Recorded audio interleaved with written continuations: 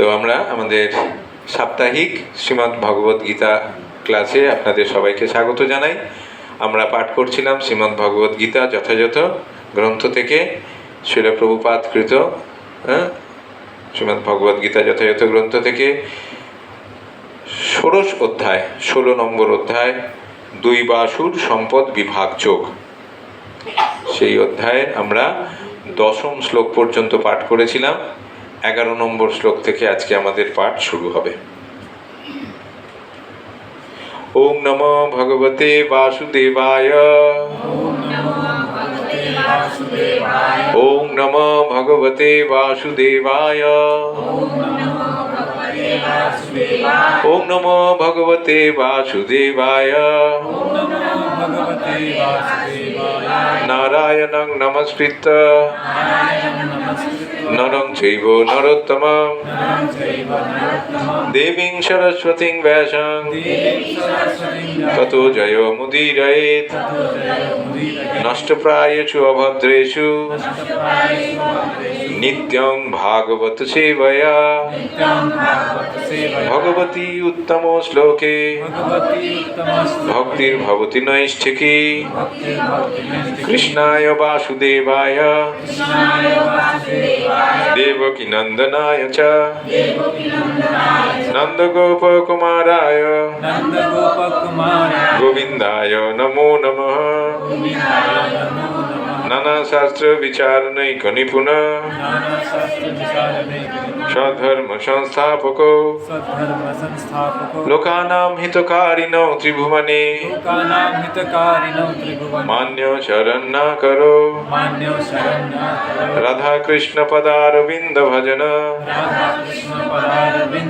আনন্দেন মত্তালিকো। বন্দে রূপ সনাতন রঘুযুগ শ্রীজীব গোপালক। ওম বিষ্ণুপাদায় কৃষ্ণ পৃষ্ঠপোষকতায় শ্রীমতী ভক্তি কৃষ্ণ। 11 নম্বর শ্লোক এবং 12 নম্বর শ্লোক শ্রীমদ্ ভগবদ গীতা যথাযথ দৈবাসুর সম্পদ বিভাগ যোগ 16 অধ্যায়। একসাথে এই দুটো শ্লোক বলা আছে। চিন্তাম অপরিমেয়াং চ প্রলয়ান্তাম উপাশ্রিতা কামোপভোগ পরমায়িতা অবদিতি নিশ্চিতা। চিন্তাম অপরিমেয়াং চ প্রলয়ান্তাম উপাশ্রিতা কামোপভোগ পরমা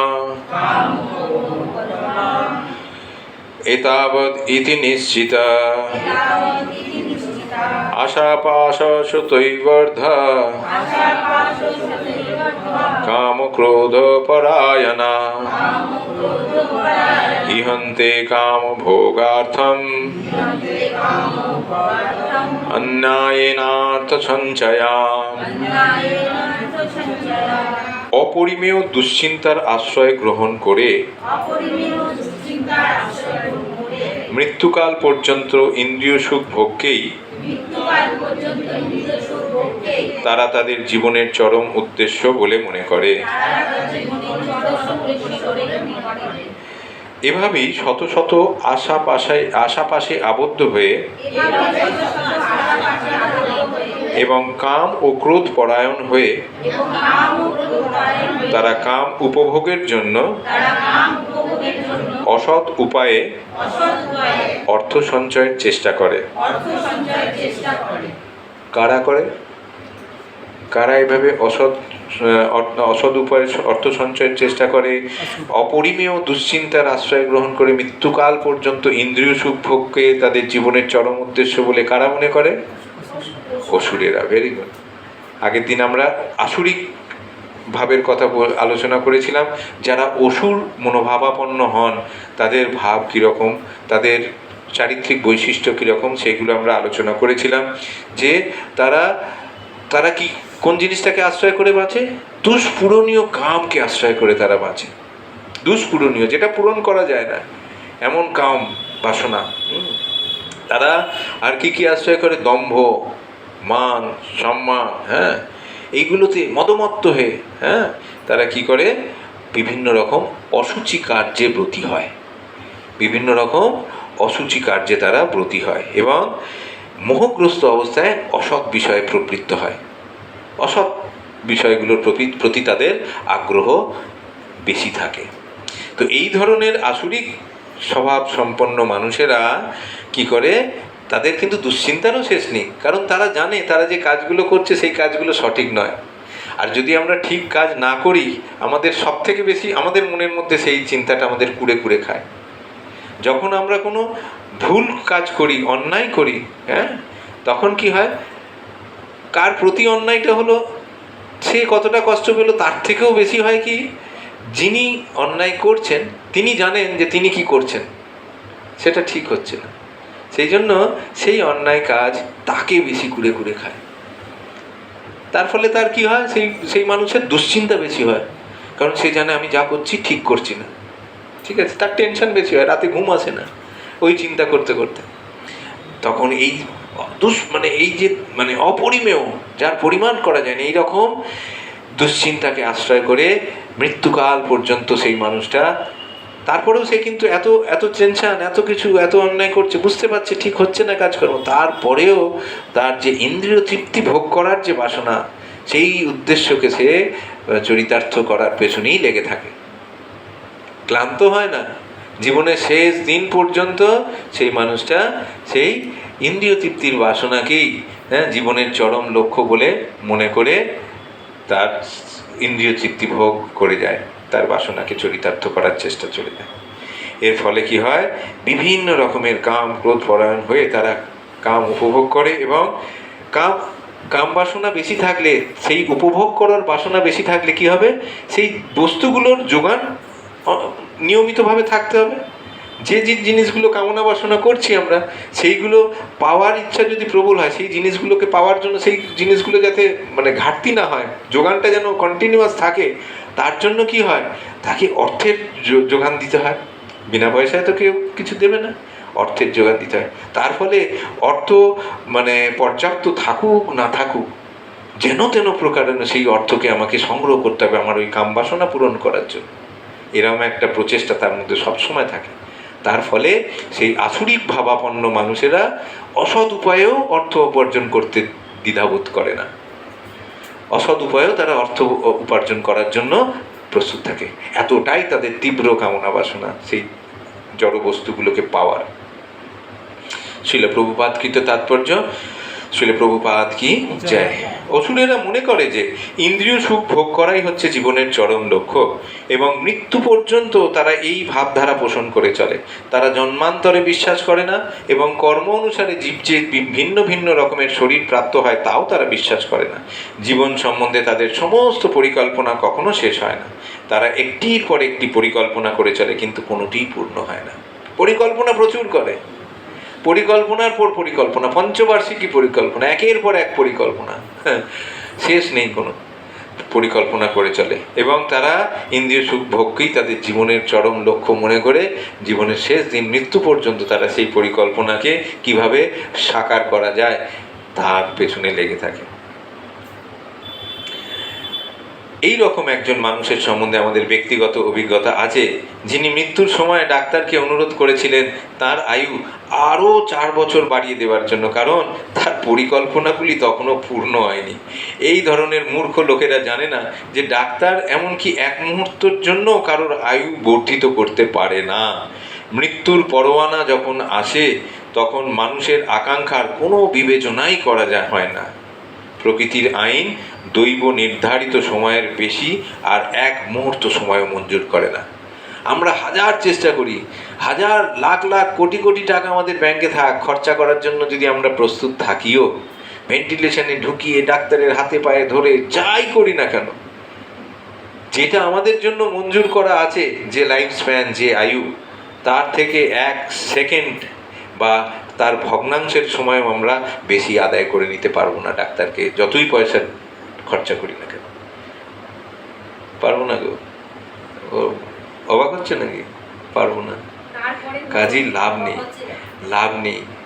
হ্যাঁ, ওই যে আমাদের কামনা বাসনা যেগুলো আমাদেরকে মানে সবসময় চলছে মনের মধ্যে, সেগুলোকে এবার সময় এসছে, বহুদিন আমরা এই ভাগবত চর্চা করছি, হ্যাঁ, ভগবানের সেবা করছি, কিন্তু আমাদের নিজেদেরকে নিজেদের নম্বর দেওয়ার সময় এসছে এবার, যে আমরা যে চেষ্টাটা করছি সেটা কতটা হৃদয় থেকে আমরা করছি, হৃদয় থেকে আসছে না একটা কৃত্রিমভাবে সেই মেকানিক্যালি একটা হচ্ছে ভেতর থেকে করতে হয় করছি, বলছে যখন প্রত্যেক সপ্তাহে গিয়ে চলো করি, এরকম করতে হয় করছি বললে একটা সময় আসবে আমরা ক্লান্ত হয়ে যাব, আমরা একঘেয়েমি আসবে, বন্ধ হয়ে যেতে পারে।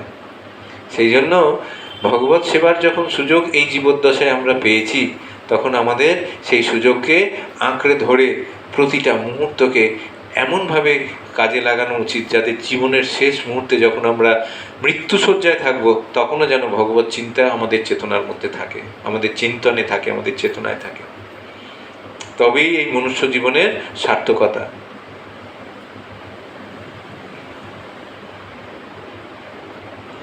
আসরিক ভাবাপন্ন মানুষেরা, যাদের ভগবান বা অন্তর্যামী পরমাত্মার ওপর কোনো বিশ্বাস নেই, তারা কেবল ইন্দ্রিয় তৃপ্তির জন্য সব রকমের পাপ কর্ম করে চলে। তারা জানে না যে তাদের হৃদয়ের অভ্যন্তরে সাক্ষীরূপে একজন বসে আছেন, জীবাত্মার সমস্ত কাজকর্ম পরমাত্মা নিরীক্ষণ করছেন। উপনিষদে সেই সম্বন্ধে বলা আছে, একটি গাছে দুটি পাখি বসে আছে, তাদের মধ্যে একজন সেই গাছের ফলগুলি ভোগ করে এবং অন্যজন তার সমস্ত কার্যকলাপ নিরীক্ষণ করে চলে। কিন্তু যারা আসরিক ভাবাপন্ন, তাদের বৈদিক শাস্ত্র সম্বন্ধে কোনো জ্ঞান নেই এবং সেই সম্বন্ধে বিশ্বাস নেই, তাই তারা পরিণামের বিবেচনা না করে ইন্দ্রিয় তৃপ্তির জন্য যে কোনো কাজ করতে প্রস্তুত থাকে। এগুলো শুনলেই কীরকম মনে হয় না? কারণ আমরা এমন একটা অভ্যাসের মানে বাঁধনে নিজেদেরকে বেঁধে ফেলেছি যে এগুলো শুনলেই মনে হয় কি করে করে মানুষেরা, কি করে সম্ভব হয়, তারা কি করে সারাদিন এই চিন্তায় থাকতে পারে, ইন্দ্রিয় সুখ ভোগ, ইন্দ্রিয় সুখ ভোগ আর ইন্দ্রিয় সুখ ভোগ। হ্যাঁ, কিন্তু যারা ভগবত চিন্তায় এক মুহূর্তও কাটায় না, ভগবত সেবায় সারাদিনের এক মুহূর্ত যারা ব্যয় করে না, তারা আবার উল্টোটা, তারা ভাবে এরা কি সবসময় ভগবান ভগবানকে নিয়ে পড়ে আছে, বেশ তো আমি আছি, এত কিছু আমার সুখ স্বাচ্ছন্দ্য ব্যবস্থা করার জন্য এত জিনিসপত্র আমাকে সুখ স্বাচ্ছন্দ্য দিচ্ছে। তো এই রকম ভগবানের যে শক্তিকে নিয়ে যে আঁকড়ে পড়ে থাকবে, সে সেই শক্তির ভোগ করবে, সেরকম তাতে আনন্দ পাবে। ভগবানের অন্তরঙ্গা শক্তিকে মানে যারা আঁকড়ে ধরে বাঁচার চেষ্টা করছে বা জীবনযাপন করার চেষ্টা করছে, তারা সবসময় ভগবত সেবার মধ্যে আনন্দ পাবে। আর যারা ভগবানের বহিরঙ্গা শক্তি, মায়া শক্তিকে তারকে আশ্রয় করে বেঁচে থাকার চেষ্টা করছে, তারা সবসময় ওই ইন্দ্রিয় তৃপ্তি ভোগ, তারা সবসময় তাদের কামনা বাসনা পূরণের পেছনেই জীবনযাপন করবে, ইন্দ্রিয় তৃপ্তি করবে যাবে। তো এইখানে অবাক হওয়ার কিছু নেই। এই দুটো জিনিস কখনো একসাথে চলতে পারে না, এগুলো বিপরীতমুখী, উল্টো জিনিস, ঠিক আছে? এবং এই দুই ধরনের মানুষের মধ্যে কোনোদিন কোনো মিল হবে না। একজন যে ইন্দ্রিয় তৃপ্তি ভোগ করে আসরিক জীবনযাপন করছে, সে ভগবত বিদ্বেষী হবে, ভগবত ভক্তদের দেখলেই তার একটা ঈর্ষা হবে, তার একটা ইরিটেশন হবে, ইরিটেশন, সহ্য হচ্ছে না, এরকম দেখলেই মানে তার লোম খাড়া হয়ে যাবে, রাগে, ঈর্ষায়, দ্বেষে। আর যারা ভগবত ভক্ত, তাদের কি হবে, তারা তাদের মতো জীবনযাপন করবে। এই ধরনের আসরিক মানুষরা এসে তাদের বিরক্ত করার চেষ্টা করলেও তারা নির্বিঘ্নে থাকার চেষ্টা করবে এবং বিরক্ত হবে না, বরং তাদের প্রতি করুণা মানে হয়ে তারা তাদেরকে ভগবত প্রসাদ দেবে। জোরজার করবো না, কারণ ভগবত ভক্ত জানে, অভক্ত যার ভগবানের কথায় শ্রদ্ধা নেই, তাকে, যার ভগবানের নামে শ্রদ্ধা নেই, তাকে ভগবানের নাম করুন বা নামের মাহাত্ম্য সম্বন্ধে নির্দেশ করাটা কত নম্বর যেন অপরাধ, কত নম্বর অপরাধ? নাম অপরাধ 10টা আছে, কত নম্বর অপরাধ দেখেছি? 9 নম্বর অপরাধ। ভেরি গুড, এই তো বোঝা যাচ্ছে দীক্ষার প্রস্তুতি জোর কদমে চলছে। 9 নম্বর অপরাধ, শ্রদ্ধাহীন ব্যক্তিকে ভগবানের নামের মাহাত্ম্য সম্বন্ধে বর্ণনা করা। যিনি শ্রদ্ধাহীন ব্যক্তি, তাকে নামের মাহাত্ম্য বলা যাবে না, তাকে কি করা যাবে? শুধু ভগবানের প্রসাদ, হরে কৃষ্ণ, প্রসাদ বলেও দেওয়া যাবে না। হ্যাঁ, প্রসাদ না, সামনে নাও খেতে পারে, খুব টেস্টি হলে, বিরিয়ানি টিরিয়ানি হলে আড়ালে যে খেয়ে নেবে, কিন্তু একটা কটু মন্তব্য করবে। কটু মন্তব্য করতে তারা ছাড়বে না, কারণ তারা তো ভগবত বিদ্বেষী। ভগবত ভক্ত দেখলেই তাদের চিটপিট চিটপিট করবে, একদম চিটচিট চিটচিট করে জ্বলবে। কিন্তু ভগবত ভক্ত, যিনি প্রকৃত ভক্ত, তিনি কিন্তু সব সময় করুণার দৃষ্টিতে তাদের সঙ্গে করবেন, তাদের সঙ্গে মিশবেন না, তাদের আদর্শে পা দেবেন না, নিজের আদর্শে অটল থাকবেন, কিন্তু তাদেরকে প্রসাদের মাধ্যমে তাদের অজ্ঞাত স্বীকৃতি বাড়ানোর চেষ্টা করবেন।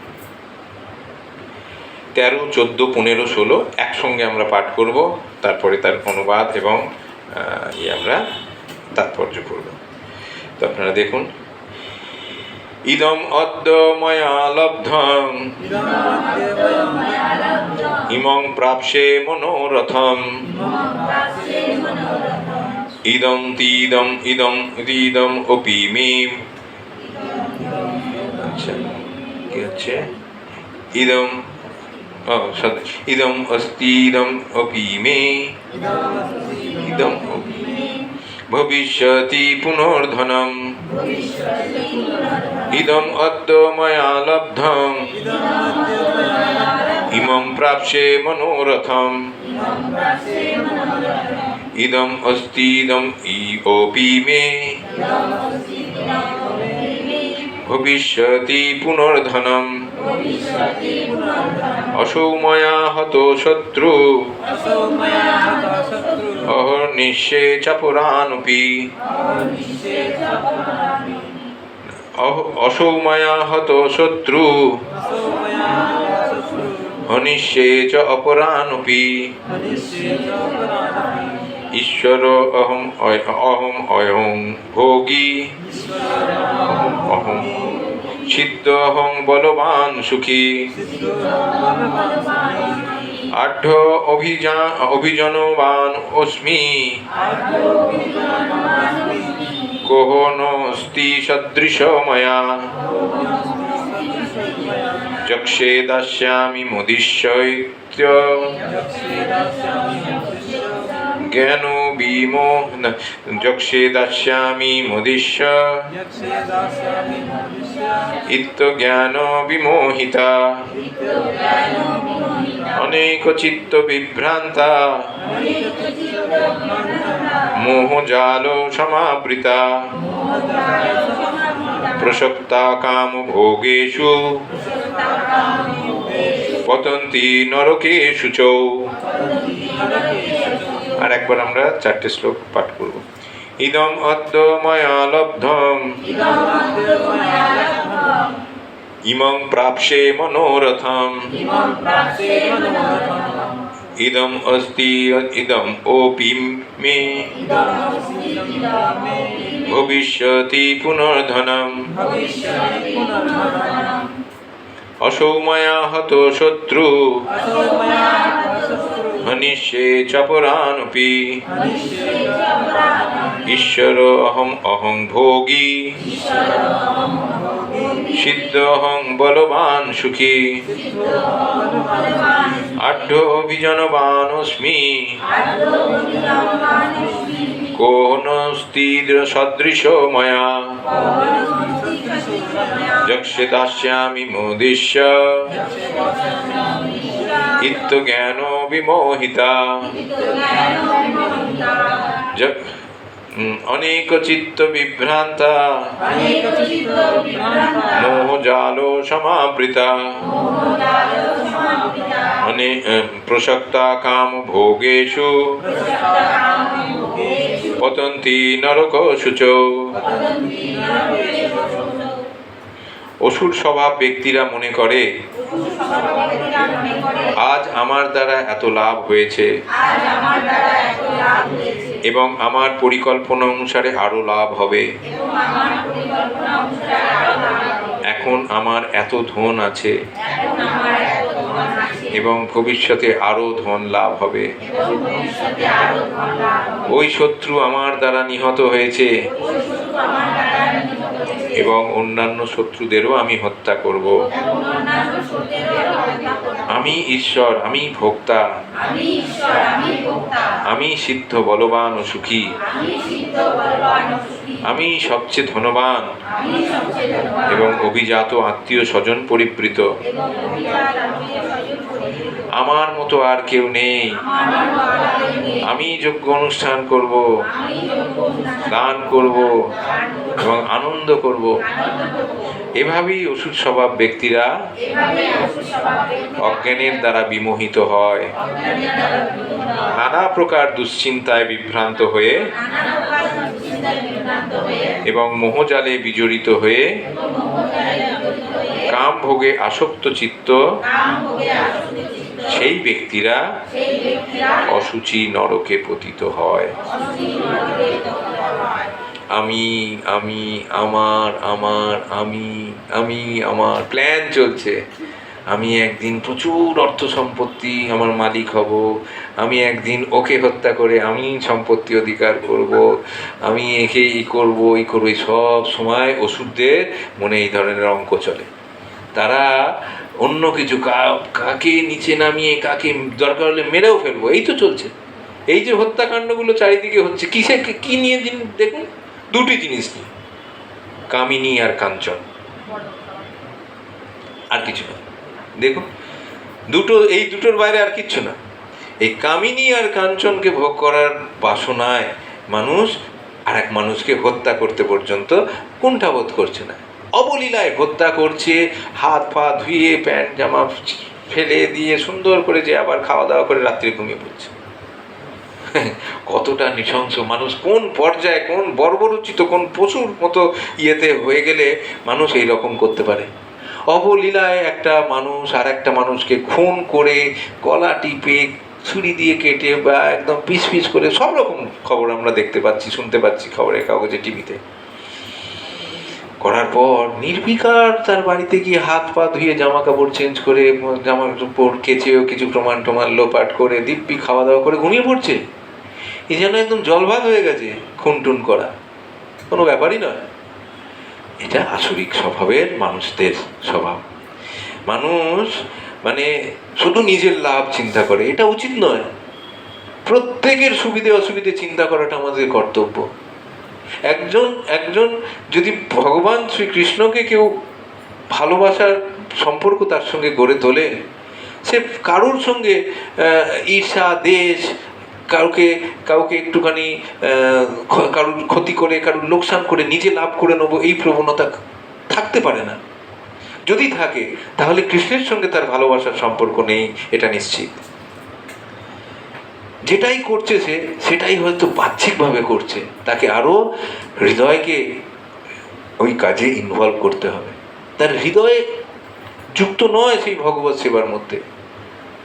সবই করছি আমরা হয়তো, কিন্তু সেখানে হৃদয় কতটা জুড়ে আছে।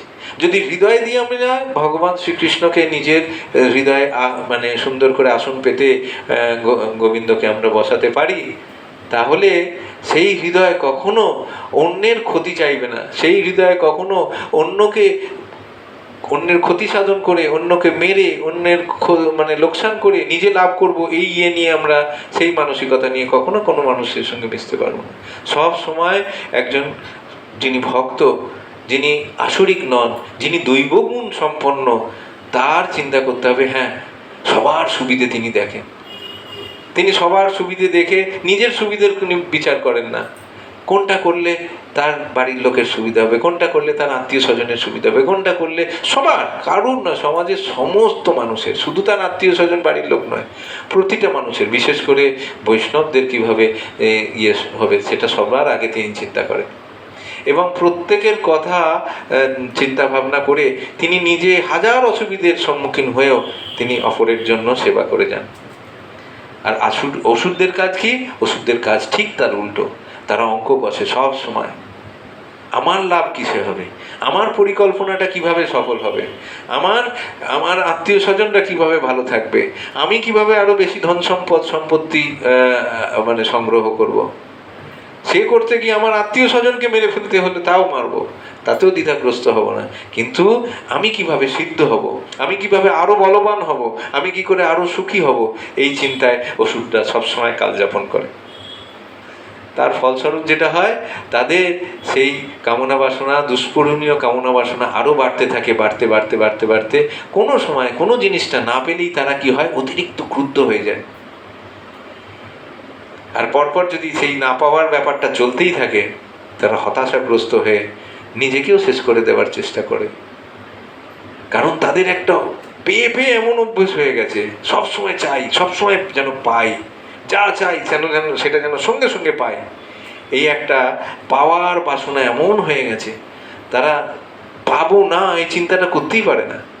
বা এটা যদি নাও পাই, এটা আমি একটু ত্যাগ করলে, স্বার্থ ত্যাগ করলে অন্যের সুবিধা হবে, এটা ভাবতেই পারে না, তার ভাবতেই পারে না। সেই জন্য তারা যা কিছু হবে, সবসময় তারা আত্মীয় স্বজন পরিবৃত হয়ে থাকতে ভালোবাসে। সবাই আমার গুণগান করুক, সবাই আমাকে মহান বলুক, সবাই আমার করুক, এইটা হচ্ছে তাদের কামনা বাসনা। আর যত এই ধরনের হয়, অজ্ঞানের মহান্ধ হয়ে তারা, অজ্ঞানের দ্বারা মহান্ধ হয়ে সেই অজ্ঞানের জালে তারা জড়াতে থাকে। তারা বুঝতে পারে না সেই জাল ছাড়িয়ে আর কোনোদিন তারা বেরোতে পারবে না। সেই জাল ছিঁড়ে বেরোতে গেলে তার একটাই রাস্তা, কোনো শুদ্ধ বৈষ্ণবের চরণে তাকে আশ্রয় নিতে হবে, নিয়ে তার আন্ডারে থেকে তাকে ভগবত ভক্তির অনুশীলন করতে হবে, তার গাইডেন্সে থেকে। তিনি উঠতে বললে উঠতে হবে, বসতে বললে বসতে হবে, এইরকম গাইডেন্সে থেকে। নিজের কোনো কিছু অ্যাপ্লাই করা যাবে না। এটাই নিয়ম, এটাই বৈষ্ণবীয় শিক্ষা। আমরা যখন কাউকে আশ্রয় করে কিছু শিখে বড় হব বলে বা এগোবো বলে চিন্তা করি, বিশেষ করে ভক্তিপথে, তখন যার আশ্রয়ে আমরা থেকে কিছু শিখছি বা শেখার চেষ্টা করছি, তার কোনো, তিনি যদি ধরুন এরকম আমরা দেখি, তিনি যদি কোনো সেবা দিলেন, তিনি যদি কোনো নির্দেশ দিলেন, সেটাকে এরকম মনে করা উচিত নয় যে সেটা সম্ভব নয়।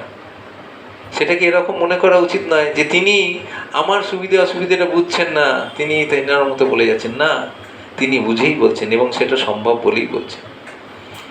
আমাদের দায়িত্ব হচ্ছে সেই বরিষ্ঠ বৈষ্ণবের, সেই সাধু মহাত্মার নির্দেশটাকে কিভাবে পালন করা যায়, কিভাবে সেটাকে রূপ দেয়া যায়, কিভাবে সেটাকে সফল করা যায়, তার চেষ্টা করা। আমরা যেন অসুরদের মতো অঙ্ক কষতে না যাই। ইনি ব্রহ্মচারী, ইনি সন্ন্যাসী, ইনি কি বুঝবেন, ইনি দীক্ষাগুরু, ইনি কি করে বুঝবেন যে আমার সমস্যা কোথায়। গুরুদেব যখন কোনো আদেশ দেন, কখনো ভেতরে অঙ্ক কষে, গুরুদেবের মুখ থেকে বেরোবে, তার শ্রীমুখ থেকে বেরোবে সেই আদেশ, লুফে নিয়ে সেইটাকে সঙ্গে সঙ্গে আমাদের চেষ্টা করতে হবে প্রয়োগ করার এবং সেটাকে, সেই আদেশকে পালন করা। তবে আমরা জীবনে সফল হতে পারব, নচেত নয়। এই প্রসঙ্গে এই আলোচনাগুলো কেন এলো? এই যে অসুরদের অঙ্ক কষা নিয়ে, অসুরদের এই যে তারা সবসময় পরিকল্পনা করছে, এরকম কোনো পরিকল্পনা যেন আমরা না করি। সমস্ত কিছুতে যেন আমরা মনে করি এই পরিকল্পনা পরমেশ্বর ভগবান শ্রীকৃষ্ণের পরিকল্পনা আসছে, কোনো সাধু বৈষ্ণবের মাধ্যমে সেটা আমার কাছে আসছে, এবং সেটা ভগবান সেই সেবা আমাকে সুযোগ দিচ্ছেন মনে করে ওই সাধু বৈষ্ণবের মুখ থেকে বেরোনোর সঙ্গে সঙ্গে সেই সেবাটা সম্পাদন করা উচিত। ওই সেবা সম্পাদন করতে গিয়ে আমার কত অসুবিধে হবে, আমি কতটা সাংসারিকভাবে জর্জরিত, ওটা সেবাটা কতটা আমার পক্ষে অসম্ভব, সব সরিয়ে রাখতে হবে। তার মানেই নয় যে আমরা সংসারের কোনো অবহেলা করে করব। গুরু আদেশ পালন করার মধ্যে, সেই গুরুর সেই আদেশের মধ্যে এমন শক্তি থাকে, গুরুর আদেশের মধ্যে কখনো এরকম ভাবা উচিত নয় যে তিনি হঠাৎ মনে এলো আর বলে দিলেন। না, গুরু যখন কোনো আদেশ করছেন তখন সেই আদেশের মধ্যে ভগবানের পূর্ণ শক্তি তার মধ্যে আছে, এবং আমাদের ঐকান্তিকতার উপর নির্ভর করবে সেই শক্তির কতটা অংশ আমরা ব্যবহার করে সেই জিনিসটাকে সফল করতে পারব। আমাদের ঝাঁপিয়ে পড়াটাই হচ্ছে সফল হওয়ার চাবিকাঠি। আর পরিকল্পনা করা, অঙ্ক কষা, এটা সম্ভব নয়, এটা কি করে উনি বললেন, মানে আপনি আর এক পাও এগোতে পারবেন, ওইখানেই থেমে থাকবেন, পিছবেন। সবসময় মনে রাখতে হবে। কাজেই আমরা এখান থেকে শিক্ষা কি পেলাম এই শ্লোক থেকে? আমরা কোনো পরিকল্পনা যেন নিজেদের স্বাধীনভাবে নিজেরা না করার চেষ্টা করি। যদি কোনো পরিকল্পনা আসছে, যদি কোনো সামনে কোনো কিছু উপস্থিত হচ্ছে, কোনো ঘটনার সম্মুখীন হতে হচ্ছে, সেটাকে কৃষ্ণের অনুমোদন হিসেবে, কৃষ্ণের ইচ্ছা হিসেবে, কৃষ্ণের পরিকল্পনা হিসেবে আমরা যেন গ্রহণ করি, এবং যিনি আমাদের সেই সেবার দায়িত্ব দিচ্ছেন বা যিনি আমাদের সেই সেবার সুযোগ দিচ্ছেন, তিনি কৃষ্ণের প্রতিনিধি হিসেবে কৃষ্ণের সেই অনুমোদন করা পরিকল্পনাটা আমাদের দিচ্ছেন, আমাদের কাজ সেটাকে সাকার করা। এইভাবে আমাদের গ্রহণ করতে হবে। শিল প্রভুপাদ কৃত তাৎপর্য, শিল প্রভুপাদ কি যায়। আসরিক ভাবাপন্ন মানুষদের ধন সম্পদ আরো আহরণ করার বাসনার কোনো অন্ত নেই, তা অসীম। তারা কেবল চিন্তা করে কি পরিমাণ অর্থ তার এখন আছে, সেই অর্থকে আরো বাড়াবার জন্য নানা রকম বিনিয়োগের পরিকল্পনা করে। ও এই টাকাটা অমুক তারিখে ম্যাচিওর হচ্ছে, ওইটা ওখান থেকে তুলে নিয়ে আবার ওখানে লাগিয়ে দাও, আরও ফুলে ফেঁপে উঠবে। এই যে পরিকল্পনা, এটা আসরিক পরিকল্পনা। হ্যাঁ, তার মানে এই অর্থ, আর ওই অর্থটাকে নারায়ণের সেবায় লাগানোর কথা বলে, না এখনো ওটা হয়নি, বা একটু অসুবিধা আছে, আমার অমুকের বিয়ে আছে, ওইখানে একটু খরচা আছে বলে আমরা এড়িয়ে যাওয়ার চেষ্টা করি। দেখবেন বেশিরভাগ ক্ষেত্রে কোথাও যদি কোথাও ভগবত ভক্তির প্রচারের জন্য, ভগবানের নাম প্রচারের জন্য, বা কোনো ভালো কাজে যদি কিছু দিতে বলা হয়, কোটি কোটি থাকা সত্ত্বেও তারা কি বলবে, সামনে আমার এই বিয়েতে বিরাট খরচা করে এড়িয়ে যাওয়া, এটা উচিত না। এতে কি হয়, এতে আমরা সেই একটা উদাহরণ দিয়েছিলাম না, যে ছাদ ড্যামেজ হয়ে যাওয়ার, মনে আছে? ছাদের চারটে কোণে যদি চারটে ড্রেন আউটলেট যদি না করে রাখি, বৃষ্টির জল কি হবে, জমে যাবে না? জল বেরোতে পারবে না তো। হ্যাঁ, জল বেরোতে না পারলে কি হবে, ছাদটা কি হবে, ড্যামেজ হবে না? হ্যাঁ, আমাদেরও এরকম দু চারটে আউটলেট করে রাখা উচিত। শুধু ব্যাংকে ঢুকবে না, বেরোবার রাস্তাও দু চারটে করে রাখা উচিত, যেন মানে বিভিন্ন দিকে বেরিয়ে গিয়ে আমার যে অনর্থগুলো, অনেক কিছু থাকে, আমরা অজান্তে অনেক কিছু রোজগার হয়ে যায়, যেগুলো আমরা জানি না, হয়তো না জানে অনেকে জেনে শুনে মানে এই যে অসৎ উপায় অবলম্বন করেও টাকা আছে, আসুক না, টাকা তো আসছে, যত আসছে তত লাভ, তত আনন্দ, ভেতরে তত খুশি। কিন্তু আউটলেট বানিয়ে রাখতে হবে। কীরকম আউটলেট বানানো যেতে পারে? উদাহরণস্বরূপ আমার পাদপঙ্কজ প্রভু আমার বন্ধু, আমরা বিভিন্ন মন্দিরে বিভিন্ন সময় নিত্য সেবায় 250-500 মাসে মাসে কেটে নেবে আমাদের ইয়ে থেকে, আলাদা করে আর ইয়ে করতে হবে। তারপরে তো রইলই সেবা, আমাদের যখনই আমরা সেবার সুযোগ পাবো আমাদের সামর্থ্য অনুযায়ী আমাদের সেবা করা উচিত। কিন্তু যদি কোনো মাসে সুযোগ না এলো, তার মানে সেই মাসে ভগবানের সেবায় কিছু গেলই না, এটা তো হতে পারে না। সেই জন্য রেডিমেড কিছু সে জায়গায় আউটলেট করে রাখতে হবে, যাতে বর্ষার জল এসে জমে আমাদের ওই ভক্তি জীবনকে এ না করে, হ্যাঁ, তছনছ করে না দেয় বা নষ্ট করে না দেয়, ঠিক যেরকম জল জমে ছাদকে নষ্ট করে দেয়। তো এইভাবে আমাদের সবসময় এই চিন্তা করা উচিত যে অর্থকে কিভাবে, অর্থ মানে লক্ষ্মী দেবী, আর লক্ষ্মী দেবী চঞ্চলা, যার আজকে কোটি যিনি, তিনি যেন এমন না ভাবেন এই অবস্থায় তার সারা জীবন চলতে থাকবে, বা লাইফ আফটার লাইফ, জীবনের পর জীবন, জন্ম জন্ম ধরে এইটা চলতে থাকবে, কখনোই নয়। সে পরের জীবনে ভিখারি হয়ে জন্মতে পারে, এই জীবনেও সেও 2-5 বছরের মধ্যে, 2-5 দিনের মধ্যে, এক মুহূর্তের মধ্যে তার সমস্ত অর্থ ভগবান চাইলে কেড়ে নিতে পারে, তাকে কপর্দক শূন্য করে মাটিতে আছড়ে ফেলতে পারে। ভগবানের পরিকল্পনা এমনই, ভগবান যদি চান এক মুহূর্ত সময় সেটা করতে পারে। আজ যে রাজা কাল সে ফকির, কথাতেই আছে। কাজে ফকির হতে, আজকে আমি রাজা মানে সেই আনন্দের আতিশয্যে এতটা আহ্লাদিত যেন না হয়ে যায় যে আমার কোনো দিন কোনো অসুবিধা হবে না, কালকেই তুমি ফকির হয়ে যেতে পারো। সেইটা মনে করে সব সময় লক্ষ্মী দেবীকে যত্ন করে যদি রাখতে চাই, তাহলে তাকে নারায়ণের সেবায়, যেমন লক্ষ্মী দেবী সদা আমরা দেখি কি লক্ষ্মী দেবী নারায়ণের পায়ের কাছে বসে সমানে তার সেবা করে চলেছে। সেই জন্য আমাদেরও উচিত এই লক্ষ্মী দেবীকে আমরা যেন নারায়ণের সেবায় যথাযথভাবে, সেখানে যেন কার্পণ্য না করি, কৃপণতা যেন না আসে, হিসেব যেন না আসে, মন খুলে, হ্যাঁ আমার এটুকু সম্ভব, আরও 10 টাকা বেশি দেবো আমি, বা আরও কিছু সেবার সামগ্রী আমি সেখানে ইয়ে দেবো, মন্দিরে সেবায়, ভগবানের সেবায়, সেখানে যেন হিসেব না করি, এটা আমাদের কর্তব্য। তাহলে কি হবে? তাহলে লক্ষ্মী দেবী সেখানে বসবাস করবেন নিশ্চিন্তে। চঞ্চলা লক্ষ্মী দেবী যখনই দেখবেন যে এখানে নারায়ণের সেবা, আমার স্বামীর সেবা এত সুন্দরভাবে হচ্ছে এই গৃহে, তখন তিনি কি করবেন? সেখানে স্থির হয়ে বসে থাকবেন।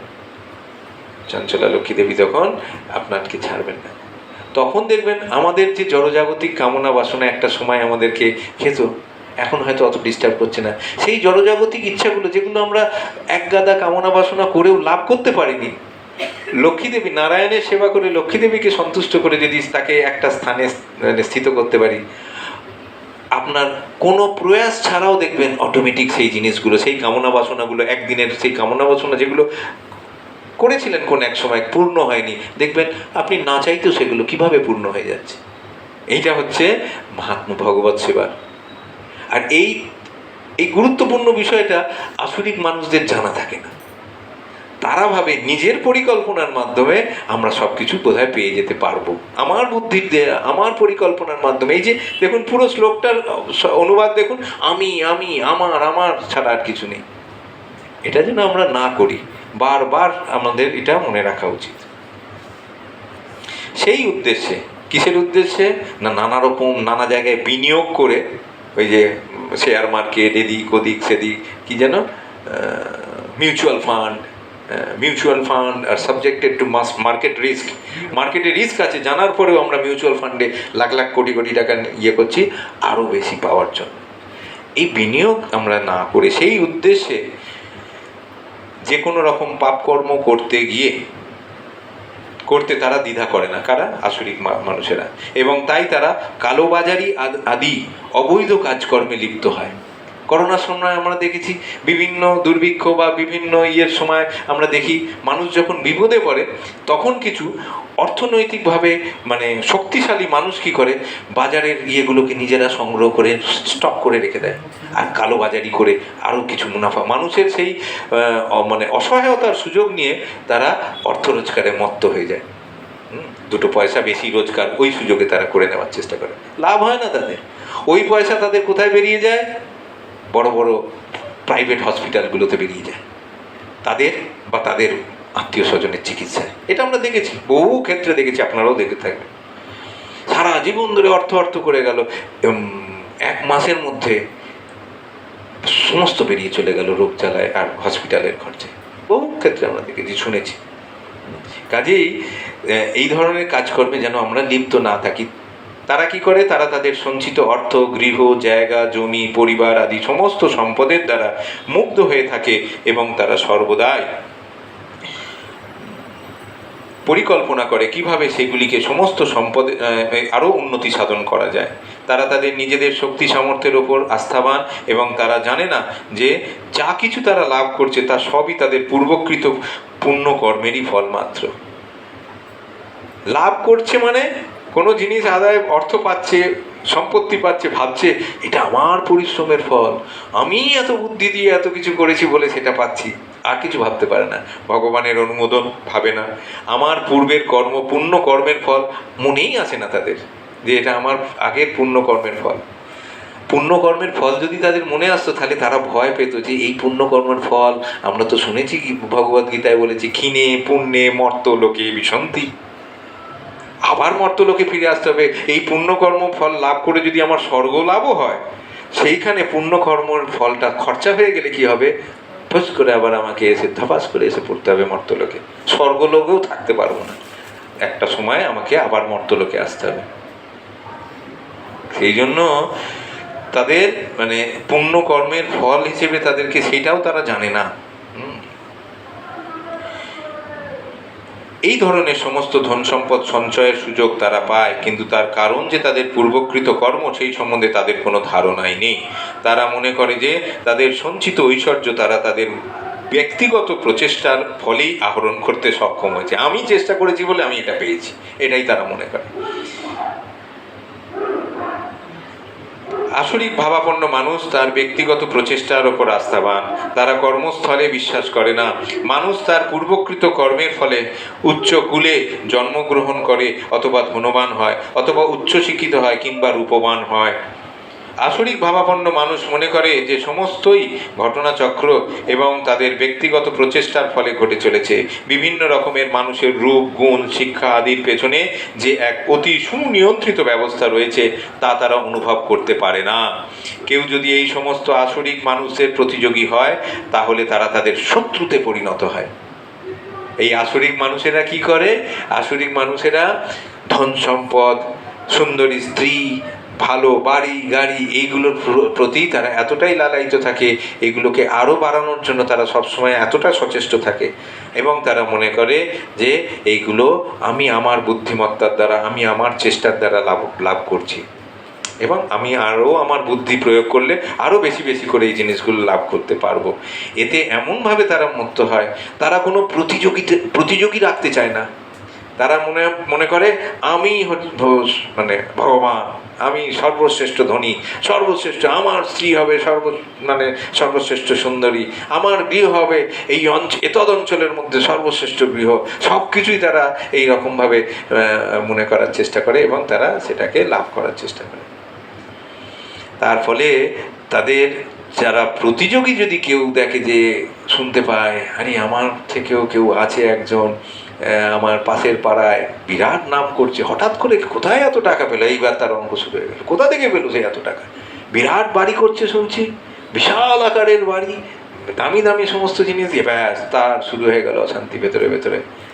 এই যে অনুবাদের প্রথমেই দেখুন, না আগের শ্লোকটায় বোধহয়, এই যে অপরিমেয় দুশ্চিন্তার আশ্রয় গ্রহণ করে তারা, আগের শ্লোকটায় আমরা পড়লাম না অনুবাদের প্রথম লাইনটা, এই দুশ্চিন্তা তার শুরু হয়ে যায়। হ্যাঁ, আমার কোনো প্রতিদ্বন্দ্বী তৈরি হয়ে গেছে, হতেই পারে না, এই রকম তারা মনে করে। তখন তারা তাদের শত্রুতে পরিণত হয়। আসরিক ভাবাপন্ন মানুষ অসংখ্য এবং তারা সকলেই একে অপরের শত্রু। কোনো আসরিক মানুষ দেখবেন আর এক আসরিক মানুষের সঙ্গে খুব বন্ধুত্ব সখ্য ভাব নিয়ে কেউ করছে না, ওপরে ওপরে অনেক বন্ধুত্ব বা দেখতে পারে, হয়তো মনে হবে যে বিরাট, ভেতরে ভেতরে চলছে হিংসার আগুন, ওই প্রতিযোগী মনোভাব, আমার থেকে বেশি করে ফেললো কিনা, এরকম একটা চিন্তা ভাবনা, মানে তার দুশ্চিন্তা। এই শত্রুতা গভীর থেকে গভীরতর হতে থাকে, প্রথমে ব্যক্তিগত, তারপর পরিবারে, তারপর সমাজে, অবশেষে এক রাষ্ট্রের সঙ্গে অপর রাষ্ট্রের। তাই জগৎ জুড়ে সর্বদাই বিবাদ, যুদ্ধ, শত্রুতা লেগেই রয়েছে। দেখুন তো শ্লোকের অনুবাদটা দেখুন, তার ভাবার্থটা দেখুন, ভাবটা দেখুন, আর শ্রীল প্রভুপাদের তাৎপর্যের প্রতিটা লাইন, প্রতিটা শব্দের মিল দেখুন কত সুন্দরভাবে। মানে আমাদের ওই শ্লোকগুলোকে আরও হৃদয়ঙ্গম করার জন্য প্রতিটা শব্দ মনে হচ্ছে যেন এই শ্লোকটাকে ভাবার্থকে আরও পরিষ্কার করে ফুটিয়ে তুলছে আমাদের কাছে। এই জন্যই শ্রীল প্রভুপাদের গ্রন্থ বিতরণের প্রয়োজন। যদি আমরা সেই মানুষদের হাতে তুলে দিতে পারি এই গ্রন্থ যারা সিরিয়াস, তারা সত্যি করে তাদের জীবনে উপকৃত হবে। সেই জন্য এই গ্রন্থ বিতরণই হচ্ছে ভগবত ভক্তিকে, কৃষ্ণ ভক্তিকে বিতরণ করার এই মুহূর্তে একমাত্র রাস্তা। এই গ্রন্থের ভাষা, এই গ্রন্থের কথা এত, এই তাৎপর্যগুলো এত দৃঢ় আর এত মানে উপযোগী। দেখুন ঠিক অর্থের, এই শ্লোকের অর্থটা, অনুবাদটা একবার পড়ুন, আর শ্রীল প্রভুপাদ যা যা লিখছে তার বাস্তবিক এটা একবার চিন্তা করুন। বাস্তবিক এই জিনিসগুলোই চারিদিকে হচ্ছে, এই ভুলগুলোই আমরা করছি, আর এর বিধান একটাই, এই গ্রন্থগুলোকে আরও বেশি করে মানুষের হাতে পৌঁছে দেওয়া, তবেই তাদের কল্যাণ হবে। যে মানুষ আসরিক, যে মানুষ অর্থের পেছনে, যে মানুষ সম্পদের পেছনে, সম্পত্তির পেছনে দৌড়চ্ছে, তাকে আরও অর্থ দিয়ে তার কোনো মঙ্গল করতে পারবেন? তার তো অর্থ প্রচুর আছে, আরও অর্থ দিয়ে তার কামনা বাসনাটাকে আরও বাড়াবেন, তার কোনো মঙ্গল তাতে হবে না।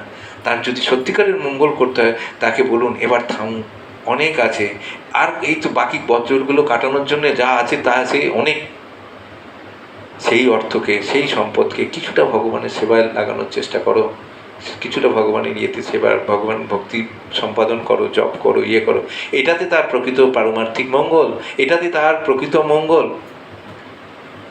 কখনোই অর্থের যোগান দিয়ে তার মঙ্গল করা সম্ভব নয়, কখনোই সম্ভব নয়। প্রতিটি আসরিক ভাবাপন্ন মানুষই মনে করে যে অন্য সকলকে বলি দিয়ে সে বেঁচে থাকতে পারে। সাধারণত আসরিক ভাবাপন্ন মানুষেরা নিজেদের পরমেশ্বর ভগবান বলে মনে করে, তাদের শেষ কথা হচ্ছে ওটাই, আমি ভগবান। হ্যাঁ, এবং আসরিক প্রচারকেরা তাদের অনুগামীদের বলে, তোমরা ভগবানকে খুঁজছো কেন? তোমরা সকলেই ভগবান, তোমাদের যা ইচ্ছা তাই তোমরা করতে পারো, ভগবানকে বিশ্বাস করো না, ভগবানকে ছুঁড়ে ফেলে দাও, ভগবান মরে গেছে। এগুলো হচ্ছে আসরিক প্রচার। তারা ভগবানের অস্তিত্ব কোনো রকমভাবে মেনে নিতে পারে না। কোথাও ভগবান সম্বন্ধে, ভগবানের গুণমহিমা কীর্তন হচ্ছে, রূপ গুণ লীলার বর্ণনা হচ্ছে, মানুষ যাতে ভগবানের প্রতি আরও বেশি করে শ্রদ্ধাশীল হয়ে ওঠে, এই জিনিসটা তারা চায় না, সহ্য করতে পারবে না। তারা ভগবানের নামে ভগবানকে মেরে ফেলতো, তারা মানে পিছপা হবে না, বা ভগবানের যে কোনোভাবে ভগবানের যে অস্তিত্বকে তারা দুমড়ে মুছে ভেঙে দিতে চায়। তারা সেটা সহ্য করতে পারে না। এইটা হচ্ছে আসরিক প্রচার। হ্যাঁ, তারা ভগবানকে মানুষের যাতে মনে বিশ্বাস না আসে, আরও বেশি করে যাতে মানুষ অবিশ্বাসী হয়ে ওঠে, আরও বেশি করে নাস্তিক হয়ে ওঠে, আর তাকে ভগবান বলে মনে করে বা নিজেকে ভগবান বলে, ঠিক আছে আমি ভগবান তুমি ভগবান, ওম নারায়ণায় নমঃ। তুমি সন্ন্যাস হয়ে গেছো মানে, সন্ন্যাস মানে আশ্রম গ্রহণ করেছো মানে তুমিও ভগবান আমিও ভগবান, ওম নারায়ণায় নমঃ। এটা হচ্ছে মানে যারা ভগবত বিদ্বেষী তাদের চরমে তাদের এইটা হচ্ছে তাদের প্রকাশ, তারা এইভাবে নিজেদেরকে প্রকাশিত করে। আসরিক মানুষ যদিও দেখতে পায় যে অন্যেরা তারই মতো বা তার থেকে অধিক বিত্তবান বা ক্ষমতাবান, তবুও সে মনে করে যে কেউই তার থেকে অধিক ধনবান বা ক্ষমতা সম্পন্ন নয়। নিজের মনকে সান্ত্বনা দিতে চায়, সে বুঝতে পারছে আমার থেকেও ধনী সমাজে অনেক আছে, কিন্তু সে স্বীকার করতে চায় না। যদি কেউ বলে আরে ওর তো প্রতিপত্তি তোমার থেকে বেশি, না না কে বলেছে, ও তোমার ভুল ধারণা, তুমি জানো আমার আরও বেশি আছে। হ্যাঁ, এটা হচ্ছে একটা রেষারেষি, এটা হচ্ছে একটা প্রতিযোগিতার ভাব। এই প্রতিযোগিতা মানুষের ক্ষতি ডেকে আনে। উচ্চতর গ্রহলোকে যাবার জন্য যোগ্য করার যে প্রয়োজন তা তারা বিশ্বাস করে না। অসুরেরা মনে করে যে তারা তাদের নিজেদের মন গড়া যজ্ঞবিধি তৈরি করবে এবং কোনো রকম যন্ত্র আবিষ্কার করবে যার দ্বারা তারা যে কোনো উচ্চতর গ্রহলোকে যেতে পারে। উচ্চতর গ্রহলোকে যাওয়ার জন্য তারাই যথেষ্ট, তাদের আবিষ্কার, তাদের মানে পরিকল্পনা থেকে আবিষ্কারের যন্ত্রতে চেপে তারা চলে যেতে পারবে। তার জন্য যে উচ্চতর অনুমোদনের প্রয়োজন হয়, সেই অনুমোদন ছাড়া, তাদের খুশি করা ছাড়া, জানতি দেবব্রতা দেবান পিতৃন যান্ত্রী পিতৃব্রতা ভূতানি জানতি ভূতেজ্জা। তো যে গ্রহে যেতে চান তাকে সেই গ্রহপতিকে সন্তুষ্ট করে তবে সেখানে যেতে পারবে। যদি কেউ গোলক বৃন্দাবনে যেতে চান, গোলকপতি পরমেশ্বর ভগবান শ্রীকৃষ্ণকে সন্তুষ্ট করলে তবে আমরা কেউ গোলক বৃন্দাবনে যেতে পারবেন। যদি কেউ স্বর্গলোকে যেতে চান, সেখানকার দেবতাদের খুশি করে, দেবী দেবতাদের খুশি করে তবে তারা যেতে পারবেন। এরা মনে করে না, এই যে আজকালকার দিনের বৈজ্ঞানিকেরা, তারা মনে করছে কই একটা বলুন যে কোনো একটা গ্রহে গিয়ে তারা বসবাসের ব্যবস্থা করেছে, কোনো একটা স্থায়ীভাবে সেখানে কিছু ব্যবস্থা করেছে, খালি মানুষকে ভাওতা দেওয়া, অমুক যান, এই যান, ওই যান, গিয়ে পতাকা বসিয়ে দিচ্ছে, পতাকা উঠছে সুন্দর, বছর যে গ্রহে বসে পতাকা ওরা মানে বসাচ্ছে সেই গ্রহে বাতাস নেই বলছে, আমরা পড়েছি জেনেছি, তাহলে পতাকাটা উঠছে কোথা থেকে? নিশ্চয়ই কোনো স্টুডিওতে লাগিয়ে তোমরা পাখাটা চলছে সেখানে উঠছে। হ্যাঁ, আর বড় বড় আবিষ্কার, লক্ষ লক্ষ কোটি কোটি টাকা সরকারের ব্যয় হচ্ছে, কেউ আমরা যদি সেখানে সেই রকম ব্যবস্থায় করা যায় তা করো না বাবা, পার্মানেন্ট ব্যবস্থা কোথায় হচ্ছে? খালি মানুষকে আমাদেরই অর্থ দিয়ে এই সব কিছু চলছে, বিজ্ঞানের উন্নতির নামে ভাঁওতাবাজি চলছে। আমরা কাউকে ছোট করতে চাই না, কিন্তু চলছে। আমরা কোথাও প্রমাণ পাইনি যে ইয়েতে হোক জমি জমা কেনাকাটা শুরু হোক মঙ্গল গ্রহে, চন্দ্রে জমি, চন্দ্রের জমি বিক্রি হচ্ছে, প্লট এত টাকা করে কাটা, সেখানে এবার বাড়ি টাড়ি তৈরি হচ্ছে। পাদপঙ্কজ প্রভুকে রামরানী মাতাজি এখন বলছে একটা বুক করো ওখানে, ইয়েতে। কোথাও শুনেছি আমরা? কোথাও শুনিনি। মানুষ খালি যাচ্ছে, যে কি করছে, কি মানে নতুন আবিষ্কার করে ফেলছে, আর তাতে যে মানব সমাজের কি কল্যাণ হচ্ছে তার বিচার আমরা কেউ করি না। আমরা গর্বে গর্বিত হয়ে যাই, কিন্তু মানব সমাজের প্রকৃত কল্যাণ, মানুষের যেটা সনাতন ধর্ম, প্রত্যেকটা মানুষের, যেমন জলের ধর্ম হচ্ছে তরলতা, যেমন আগুনের ধর্ম হচ্ছে আলো এবং তেজ তাপ, সেরকম মানুষেরও সনাতন ধর্ম হচ্ছে ভগবত ভক্তি। ভগবান আমার প্রভু, আমি তার দাস, এই মনে করে তার সেবা, ভক্তির মাধ্যমে ভক্তিমূলক সেবা, এটা হচ্ছে মানুষের সনাতন ধর্ম। সেই সনাতন ধর্মটাকে আমরা যদি জাগিয়ে তুলতে পারি তবে আমরা কোনো মানুষের সত্যিকারের উপকার করতে পারি, না হলে নয়। এই চন্দ্রযান অভিযান করেও নয়, লাখ কোটি টাকা খরচা করে কারুর কোনো উপকার, কারুর কোনো কল্যাণ তাতে হয় না। এটা আমাদের বুঝতে হবে। কাজে সেই যে পরিকল্পনাগুলো যারা করছে তারা নিজেদেরকে কিছু প্রতিপন্ন করার চেষ্টা করছে যে আমরা হচ্ছি সর্বশ্রেষ্ঠ বা আমরা ভগবান, আর তোমরা আমাদের সাধারণ মানুষকে তোমরা আমাদের নির্দেশ মেনে চলো, যেমনটি বোঝাবো, যেমন টুপি পরাবো সেরকম টুপি পরো তোমরা। এটা হচ্ছে তার প্রচেষ্টা। এইটা হচ্ছে ওষুধদের দৃষ্টান্ত। এই ধরনের ওষুধদের শ্রেষ্ঠ দৃষ্টান্ত হচ্ছেন রাবণ। সে তার অনুগত জনদের বুঝিয়েছিল যে স্বর্গে যাওয়ার জন্য তাদের সে একটি সিঁড়ি তৈরি করে দেবে, যাতে কোনো রকম বৈদিক যজ্ঞ অনুষ্ঠান না করেই যে কেউ তাতে চড়ে স্বর্গলোকে যেতে পারবে। তেমনি আসরিক যুগের আসরিক মানুষেরা যান্ত্রিক উপায়ে উচ্চতর লোকে যাওয়ার চেষ্টা করছে। এগুলি হচ্ছে ভ্রান্তির নিদর্শন। তার ফলে তারা তাদের অজান্তেই নরকের দিকে অধঃপতিত হচ্ছে। এখানে মোহজাল কথাটি অত্যন্ত গুরুত্বপূর্ণ। জালে যেমন মাছ ধরা হয়, এই মোহরুদ জালে জীবেরা তেমন আবদ্ধ হয়ে আছে, তার থেকে বেরিয়ে আসার কোনো উপায় নেই। আমাদেরকেও মনে রাখতে হবে, আমরা এই যে ঝাঁচকচকে চারিদিকে যে প্রচার চলছে না, আধুনিকতার প্রচার, উন্নতির প্রচার, এর মোহজালে যেন আমরা নিজেদেরকে মানে বাধা না পড়ি। এই মোহজালে যারা আমাদেরকে ফাঁসাতে চাইছে তারা সবসময় আমাদেরকে ভগবত ভক্তি, কি করে বুঝবো যে কারা আমাদেরকে মোহজালে ফাঁসাতে চাইছে? যেখানে দেখবেন ভগবত ভক্তির এগেনস্টে, ভগবানের এগেনস্টে আমাদেরকে দূরে সরিয়ে দেওয়ার চেষ্টা হচ্ছে, ভগবান থেকে দূরে সরিয়ে দেওয়ার চেষ্টা হচ্ছে, অবজ্ঞা করা হচ্ছে, আমাদেরকে নিয়ে হেয় হ্যাটা করা হচ্ছে, আমরা যে পথটা বেঁচেছি সেই পথটাকে ছোট করার চেষ্টা করাচ্ছে, সেইখানেই জানবেন যে তাদের উদ্দেশ্য অন্য। আমাদেরকে যে বা যারা ভগবান থেকে বিচ্ছিন্ন করার চেষ্টা করবেন, এটা আমাদের কি বললাম একটু আগে, আমাদের সনাতন ধর্ম। যেমন জলের তরলতা, অগ্নির আলো এবং তাপ, তেমনি এগুলো, জলের তরলতা কখনো জল থেকে আলাদা করা যায়? আগুন থেকে কখনো আগুনের তাপকে, আগুনের আলোকে আলাদা করা যায়? চেষ্টা করলেও পারবো না। তেমনি মানুষের সনাতন ধর্ম, তার ভগবত ভক্তি, মানে ভগবান হচ্ছেন, কৃষ্ণ হচ্ছেন তার প্রভু, আর আমরা বদ্ধজীবেরা হচ্ছি তার দাস। এটা আমাদের সনাতন ধর্ম, কখনো আমাদেরকে সেখান থেকে আলাদা করা যায় না। আমাদের কুকর্মের ফলে, জন্মের পর জন্ম ধরে সেই অনভ্যাসের ফলে, ভগবত ভক্তির অভ্যাস আমরা করার সুযোগ পাইনি। তার ফলে কি হচ্ছে, আমাদের এটা যেন একটা ভ্রান্ত জিনিস, ভ্রান্ত পথে আমরা চালিত হচ্ছি। তার ফলে ভগবানকে ভুলে যাচ্ছি হয়তো। কিন্তু যখন একবার সুযোগ পেয়েছি ভগবানকে আবার ভগবত সঙ্গ, ভক্ত সঙ্গে থেকে আবার মনে করিয়ে দেওয়ার সুযোগ যখন ভগবান আমাদের দিচ্ছেন, তখন আমাদের সেই সুযোগকে দু হাতে করে লুফে নেওয়া উচিত, নিয়ে তাকে যত্ন করে পালন করা উচিত। তবেই মনুষ্য জীবনের সার্থকতা। মোহজালে ফাঁসবেন না।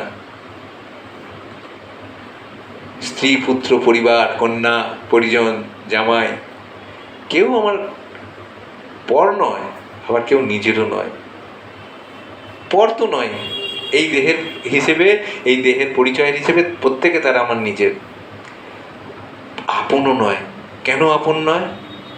আজকে এই শরীরটা ত্যাগ করলেই আমরা জানি না ওই জামাইটাকেই পরের শরীরে আমি জামাই হিসেবে পাবো কিনা, এই মেয়েটাকেই আমি পরের জীবনে মেয়ে হিসেবে পাবো কিনা, এইটাই আমার স্বামী হয়ে একে এই লোকটাকেই পাবো কিনা, এই মহিলাকেই আমরা, এই মাতাজিকে আমরা, এই ভদ্রমহিলাকে আমরা স্ত্রী হিসেবে পাবো কিনা, কেউ আমরা শিওর নই, আর হবেও না।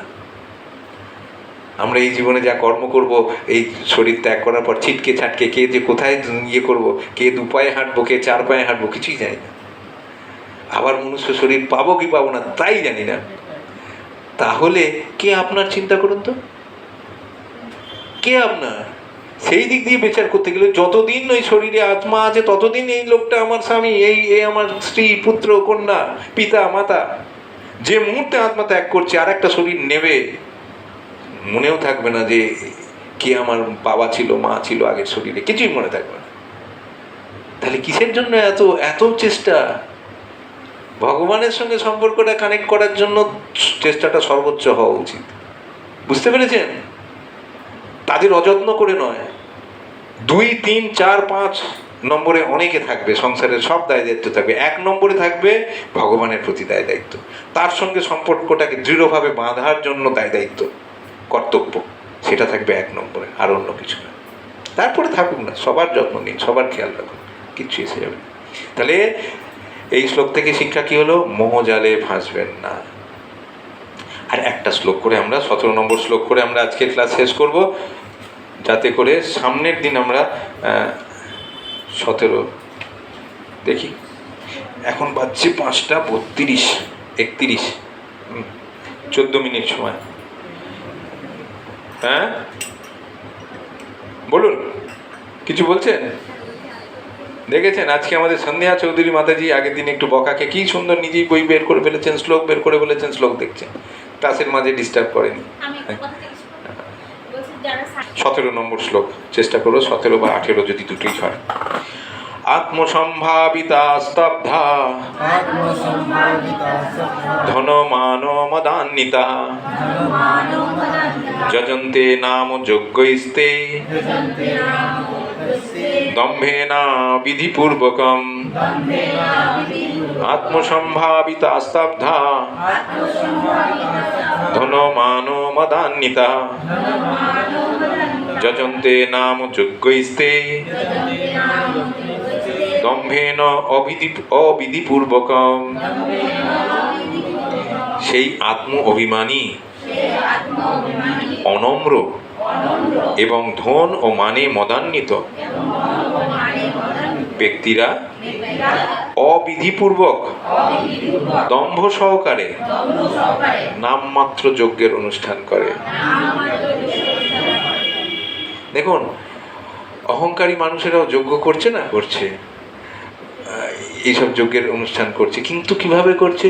আত্ম অভিমানী হয়ে, তিনি আত্ম অহংকারী হয়ে, নম্র ভাব নেই, একটা যেন কোথায় একটা মানে মদান্বিত হয়ে, গর্বে ইয়ে হয়ে, আমি এটা ধন মানে, হ্যাঁ, মদান্বিত ব্যক্তিরা তাদের যেরকম মানে তারা যজ্ঞের অনুষ্ঠান করে, সেই যজ্ঞগুলো কীরকম হয়? দম্ভপূর্ণ হয়, আর শাস্ত্রীয় বিধিবিধান মেনে হয় না, অবিধিপূর্বক হয়। তাহলে আসরিক যজ্ঞ অনুষ্ঠান কীরকম হয়? আসরিক যজ্ঞ অনুষ্ঠান, কোনো যজ্ঞ অনুষ্ঠানে যদি আমরা যাই, সেই যজ্ঞ অনুষ্ঠানটা আসরিক হচ্ছে না দৈব গুণসম্পন্ন হচ্ছে, সেই অনুষ্ঠানের চুপচাপ সেই অনুষ্ঠান দর্শন করলেই, যজ্ঞটা দর্শন করলেই আমরা বুঝতে পারবো, যদি আমাদের শাস্ত্রবিধি জানা থাকে। শাস্ত্রবিধি জানা থাকলেই আমরা ধরে ফেলবো যে এটা বিধি অনুসারে হচ্ছে না বিধি অনুসারে হচ্ছে না, অবিধিপূর্বক হচ্ছে। যদি অবিধিপূর্বক হয় তাহলে এই মানুষ নিজের ঢাকঢোল, নিজের প্রচার করার জন্য, আমরা দেখি আমাদের আশেপাশে, আমাদের এলাকাতেও আমরা দেখি বিরাট ঢাকঢোল বাজিয়ে প্যান্ডেল করা হচ্ছে, বড় বড় গাড়ি ঢুকছে, খুব কাছাকাছির মধ্যে, আমরা কারোর নাম করব, সেইখানে কোনো বিশেষ ব্যক্তি কতটা ক্ষমতাশালী যেন সেটার প্রচার হচ্ছে লোকের মুখে মুখে। সেই বড় অনুষ্ঠানটায় যে সমস্ত আমাদের মতো জনপটি ছোট ছোট মানুষেরা তাতে যোগদান করছে, তাদের মুখে মুখে চলছে হীরকের রাজা ভগবান, যেরকম আমরা সিনেমা দেখেছিলাম না, সেরকম ও কি খরচা করেছে জানো, কত প্রসাদের ব্যবস্থা করেছে, 1000 মানুষের প্রসাদ, কি এলাহি ব্যবস্থা, ঢালাও প্রসাদ, এরকম। তার মানে সেই যজ্ঞের উদ্দেশ্য কখনো ভগবানের গুণমহিমা কীর্তন দেখবেন হচ্ছে না। সেই অনুষ্ঠানগুলো গেলেই আমরা বুঝতে পারবো যে কোনো বিশেষ ব্যক্তির, একজন ব্যক্তি আমাদের মতো সাধারণ মানুষের কত ক্ষমতা থাকতে পারে, আর তার পাশে ভগবানের কথা চিন্তাই করা যেতে পারে না, তিনি সর্বশক্তিমান। আমাদের উচিত সবসময় এই জীবনটাকে উৎসর্গ করার ভগবানের গুণমহিমা কীর্তন করার জন্য। তাহলেই আমাদের প্রচার হবে, আমাদের কোনো ব্যক্তি প্রচারের দরকার নেই। কিন্তু যে যজ্ঞ অনুষ্ঠানে, যে মানে অনুষ্ঠানে গিয়ে আমরা দেখব বিশাল বিশাল বড় বড় ব্যাপার হতেই পারে, সেখানে ভগবানের জন্য কোনো কিছু নেই, আর মুখে মুখে ঘুরছে আত্ম অভিমান, নিজের গর্বের অহংকার, এই সব চলছে, সেই অনুষ্ঠানে গেলেই বুঝতে হবে যে এটা একটা আসরিক অনুষ্ঠানে আমরা যোগদান করছি। চলে আসা উচিত আমাদের, সেখানে চলে আসা উচিত। এখানে কাউকে ব্যক্তি আক্রমণ নয়, কেউ কোনো কিছু ধরবেন না কাকে উদ্দেশ্য করে বলছি। আমাদের যেগুলো চোখে পড়ে, খালি চোখে পড়ে অনেক কিছু যাতায়াতের পথে আমরা দেখি, আমরা সেটা যেটা বুঝতে পারি। আমরা নিজেদের বুদ্ধি দিয়ে তার বিচার করছি না, আমরা কিসের আলোয় বিচার করছি? ভগবত গীতার আলোয়। ভগবত গীতায় ভগবান স্পষ্টভাবে বলে দিয়েছেন যে যজ্ঞে আত্মভিমানী, নম্র ভাব নেই, দেখবেন এখানে আসুন বা একটু নম্রভাবে আমরা ভগবানের সে আসুন আপনারা যোগদান, না এই এদিকে এই ওটা দেখতো হয়েছে কিনা, এইরকম ভাবছা, সবটাই যেন মাস্টার, তিনি ভগবান একজন অনুষ্ঠানটা কি হলো রে, বললাম না এটা এভাবে, এই দেখবেন এরকম অনুষ্ঠান পরিচালিত হচ্ছে চারিদিকে। একজনই সেখানে নেতা, তিনি নিজেকে ভগবানের আসনে বসিয়ে রেখেছেন, আর বাকিদের মনে করছেন তারা হচ্ছে তার আজ্ঞাবাহী বহ বৃত্ত। সবসময় ওদিকে ওটা কর, এটা কর, কি হলো বললাম তোকে। আর যেখানে দেখবেন ভগবত সেবা হচ্ছে সেখানে নম্রতা থাকবে। যিনি সেই অনুষ্ঠান অর্গানাইজ করছেন তিনি মনেই করেন না যে এটা আমি করছি, ভগবান কৃপা করেছেন, আপনাদের পায়ের ধুলো পড়েছে, আপনাদের মতো বৈষ্ণবদের ভক্তদের, আসুন আপনারা কৃপা করে, আমি কত ভাগ্যবান আছি। দেখে বুঝতেই পারবেন না যে এটা তার দ্বারা পরিচালিত হচ্ছে, তার অর্থ তার জায়গা না। তিনি তো তার নিজের বলে কিছুই মনে করেন না, তিনি মনে করেন যা কিছু আমার সবই কৃষ্ণের, আমার নয়। এইখানে দুটো অনুষ্ঠানের মধ্যে আমরা ভগবদ্গীতার আলোয় যদি একটু ওই সময় মনে থাকে, দেখবেন বুঝতে পেরে যাব কোনটা দৈবিক ভাব নিয়ে অনুষ্ঠান হচ্ছে আর কোন অনুষ্ঠানটা হচ্ছে আসরিক ভাব নিয়ে, স্পষ্ট হয়ে যাবে আমাদের কাছে। আমাদের কিছু প্রোটেস্ট করার দরকার নেই, কিছু বলার দরকার নেই, আমরা চুপচাপ চলে আসি ভালো। শিল প্রভুপাদ কৃত তাৎপর্য, শিল প্রভুপাদ কি জয়। নিজেদের সর্বে সর্বা বলে মনে করতে, দেখুন প্রতিটা লাইন মন দিয়ে শুনবেন, বাড়িতে গিয়ে পড়বেন, মন দিয়ে শুনবেন। নিজেদের সর্বে সর্বা বলে মনে করে এবং কোনো রকম অধ্যক্ষতা অথবা প্রামাণ্য শাস্ত্রের পরোয়া না করে অসুরেরা তথাকথিত ধর্ম অনুষ্ঠান বা যজ্ঞবিধির অনুষ্ঠান করে থাকে। যেহেতু তারা নির্ভরযোগ্য প্রামাণিক সূত্র বিশ্বাস করে না, তাই তারা অত্যন্ত উদ্ধত হয়। শাস্ত্র মানি না, কিসের শাস্ত্র, কে লিখেছে, এইরকম তারা বলে, আমি যেটা বলছি সেটাই শেষ কথা, এইরকম তাদের উদ্ধত ভাব থাকে। তার কারণ হচ্ছে সঞ্চিত ধন সম্পদ ও অহংকারে মত্ত হয়ে তারা মোহাচ্ছন্ন। কখনো কখনো এই ধরনের অসুরেরা ধর্ম প্রচারক সেজে জনসাধারণকে বিপদগামী করে এবং ধর্ম সংস্কারক বা ভগবানের অবতার রূপে নিজেদের জাহির করার চেষ্টা করে। তার আমরা উদাহরণ আলোচনা করেছি, বারবার বলবো না। রাম নারায়ণ রাম, প্রত্যেকই ভগবান নারায়ণ, আমরা এরকমভাবে প্রচার করে কোনো সাধারণ ব্যক্তিকে হাইলাইট করে চেষ্টা করে আসরিক মানুষেরা তাকে ভগবানের স্থানটা দেওয়ার, বা নিজে সেই নেতা হয়ে যায়। আমি একজন ধর্মীয় নেতা বা আমি একজন ধর্ম বড় প্রচারক হয়ে তিনি সমাজের সেই ভগবানের আসনটাকে গ্রহণ করার চেষ্টা করে, আর ভাবে যে আমি ভগবান। ঠিক আছে, তারা কি করে প্রকারান্তরে সাধারণ মানুষকে, নিরীহ মানুষকে বোকা ভেবে তারা বিপদগামী করার চেষ্টা করে। তারা যজ্ঞ অনুষ্ঠান করার ভান করে, দেবদেবীর পূজা করে অথবা নিজেদের মন গড়া ভগবান তৈরি করে। সাধারণ লোক তাদের ভগবান বলে মনে করে তাদের পূজা করে। মূর্খ লোকেরা তাদের ধর্মজ্ঞ বা দিব্য জ্ঞান সম্পন্ন বলে মনে করে। তারা সন্ন্যাসীর বেশ ধারণ করে সব রকম অপকর্মে লিপ্ত হয়। এই যে এই বাবা ওই বাবা, কাগজে দেখেছেন পাঞ্জাবে একজন কি বাবা ধরা পড়লেন, সব রকম অপকর্মে লিপ্ত, কামিনী কাঞ্চনে জড়িত। তিনি গেরুয়া বসন পরে মানুষকে ঠকাচ্ছেন। এটাই হচ্ছে কলিযুগের ধর্ম। আর আমরা ঠকছি, কারণ কি? আমাদের শাস্ত্রজ্ঞান নেই। এবার যদি শাস্ত্রজ্ঞান এইভাবে আমরা যেরকম পড়াশোনা করছি, এইভাবে পড়াশোনা করে সেগুলো যদি মনে রাখতে পারি, কোনো অনুষ্ঠানকেও আমরা বুঝতে পারবো কোনটা আসরিক কোনটা ইয়ে। কোনো মানুষকে দেখলে বুঝতে পারবো কে আসরিক কে দৈব ভাবাপন্ন। তার গুণগুলো তো আমরা পড়েছি ভগবদ্গীতায়, আর তো আমাদের ভুল হওয়ার কথা নয়। তারা প্রকৃতপক্ষে যারা সর্বত্যাগী সন্ন্যাসী, তাদের প্রতি নানা রকম বিধিনিষেধের নির্দেশ রয়েছে। অসুরেরা কিন্তু এই সমস্ত বিধিনিষেধের ধার ধারে না। তাদের মতে কোনো নির্দিষ্ট পথ অনুসরণ করার দরকার নেই। যার যার নিজের মত অনুযায়ী এক একটি পথ পার করে নিজেরা চলে। বলবো না কথা, কিন্তু এইখানে শ্রী প্রভুপাদ পরিষ্কার বলে দিচ্ছেন, আমাদের একটা খুব চলতি সমাজে কথা আছে, যে কোনো পথ ইয়ে করো ভগবানের কাছে পৌঁছে যাবে। তো অসুরেরা এই ধরনের বিধিনিষেধ মানে না। তারা পথ তৈরি করে নিজেরা, এবং সেই পথটা নিজের মন গড়া পথ তৈরি করে মানুষকে ভাঁওতাবাজি করে, মানুষকে ভুল বোঝানোর চেষ্টা করে, মানুষকে অসহায় মানুষকে, মূর্খ মানুষকে বিপথে চালিত করার চেষ্টা করে। বলে এই পথই চলে গেছে ভগবানের কাছে। আমি বলছি তুমি বিশ্বাস করো এবং এই পথ অনুসরণ করো। এত কিছু নিয়ম মানতে হবে না। কিসের নিয়ম? সপ্তাহে একদিন মানো, বৃহস্পতিবার মানো, তাহলেই হবে। পূর্ণিমার দিন মানো বা অমুক দিন মানো, ব্যাস তাহলেই হবে। কে বলেছে? অত শাস্ত্রে বলেনি। এই রকম অপপ্রচার করে মানুষকে বিপথে চালিত করার চেষ্টা করে। কারুর যদি এখানে যারা আছেন তার কারুর যদি এই কথা ইয়ে না হয়, কিছু করার নেই, কিন্তু এটা চলছে। ধর্মের নামে একটা মানুষকে প্রতারিত করার চেষ্টা। আমরা কিন্তু পড়ছি, কিন্তু একদম প্রতিটা শব্দকে চুলচেরা বিশ্লেষণ করে সেই শব্দের ইয়ে করে তখন আমরা অনুবাদটা ইয়ে করছি। এখানের এই বইয়ের কোনো অনুবাদ যদি কেউ বলেন শাস্ত্রসম্মতভাবে সংস্কৃতের এনে যদি কোনো সংস্কৃতের টিচারও বলেন যে এখানে ভুল আছে, তখন আমরা তার সঙ্গে ডিবেটে যাব। আমরা প্রতিটা শব্দের দেখে মানে অনুধাবন করে তারপরেই বিশ্বাস করেছি।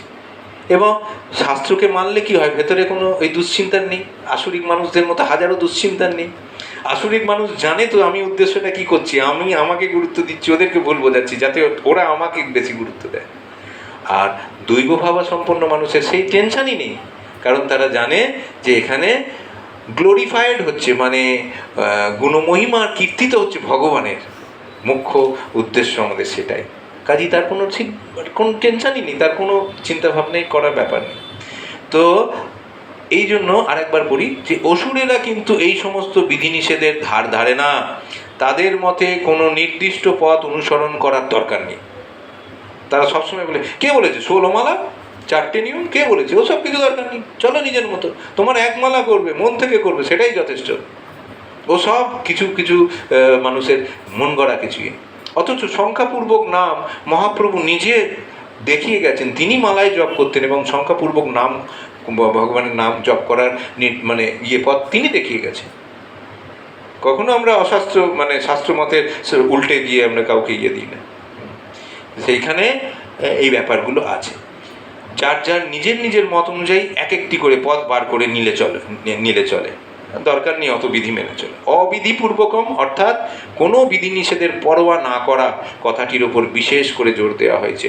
অজ্ঞতা ও মোহাচ্ছন্ন হয়ে পড়ার ফলেই এগুলো হয়। এবার আপনাদের সিদ্ধান্ত, আপনারা বিধিপূর্বক দৈবভাব সম্পন্ন যজ্ঞ সম্পাদন করবেন আপনাদের গৃহমন্দিরে, না অবিধিপূর্বক আসরিক মনোভাবাপন্ন নিজেকে বড় প্রতিষ্ঠা করার জন্য সেই রকম যজ্ঞ আয়োজন করবেন আপনাদের গৃহমন্দিরে। সিদ্ধান্ত আপনার। পথ যদি শাস্ত্রমতে হয়, শাস্ত্র বিধিপূর্বক হয়, সেই পথে চলার অ্যাক্সিডেন্টের ভয় থাকে না বললেই চলে, নেই। আর পথ যদি নিজের মন গড়া হয়, যত পথ তৈরি করবে, মত যত আছে পথ তত, এরকম যদি হয়, সব মত সব পথই গিয়ে মিশছে ভগবানের কাছে, এরকম হলে তাহলে ভগবান বলতেন না যে জানতি দেবব্রতা দেবান, যারা দেবদেবীর কাছে যেতে চান তাকে দেবদেবীর আরাধনা করতে হবে, তবে তারা স্বর্গলোকে দেবদেবীর সেবা করার জন্য সেখানে পৌঁছবেন। পিতৃং যান্ত্রী পিতৃব্রতা, পিতৃলোকের যদি যেতে চান, পিতৃদেবের করার জন্য, যেখানে লোকে আছে পিতৃদেবেরা, তাদের যদি সেবা করতে চান তো পিতৃদেবদের সেবা এখানে করতে হবে, তবে সেখানে যেতে পারবেন। ভূতানি জানতি ভূতের যা, যদি ভূত প্রেত আদি এদের করেন, কত ভূত প্রেত আদি, তাদেরও তো উপাসনা চলছে, তাদেরও তো চলছে না শ্মশানে, সেখানে যদি যেতে চান তাদের লোকে, তো ভূত প্রেতের আরাধনা করুন। ভগবান নিজে বলছেন ভগবত গীতার শ্লোকে, এখানে আমার মতো মত বার করবো, আমার মতো পথে চলবো, যত মত আছে তত পথে চলো, সবাই এক জায়গায় যাবে, এখানে কোনো সেইখানের কোনো নেই। আমরা কাউকে ছোট করছি না, কারোর প্রতি করছি না, কিন্তু ভগবত গীতার আলোয় বিচার করছি যে এটা কোনটা সঠিক কোনটা ভুল। আপনারও প্রত্যেকে বিচার করার প্রশ্ন থাকলে প্রশ্ন করুন, কারণ আজকে একটুখানি বিতর্কিত ব্যাপার স্যাপার নিয়েও আলোচনা হয়েছে। কারোর যদি কোনো প্রশ্ন থাকে, মাতাজির প্রশ্ন দিয়ে আমরা প্রশ্নোত্তর পর্ব শুরু করছি। মাতাজির প্রশ্ন ছিল যে যারা বৈজ্ঞানিক তারা কি আসরিক? যদি কোনো বৈজ্ঞানিক শোনেন ভগবানকে মেনে চলছেন, ভগবানের উপস্থিতিকে স্বীকার করে তিনি বলছেন যে হ্যাঁ আমি হয়তো কিছু আবিষ্কার করছি, কিন্তু সমস্ত আবিষ্কার ভগবানকে মান্যতা দিয়ে যদি কিছু করেন, তিনি আসরিক নয়, তিনি দৈবী ভাব সম্পন্ন।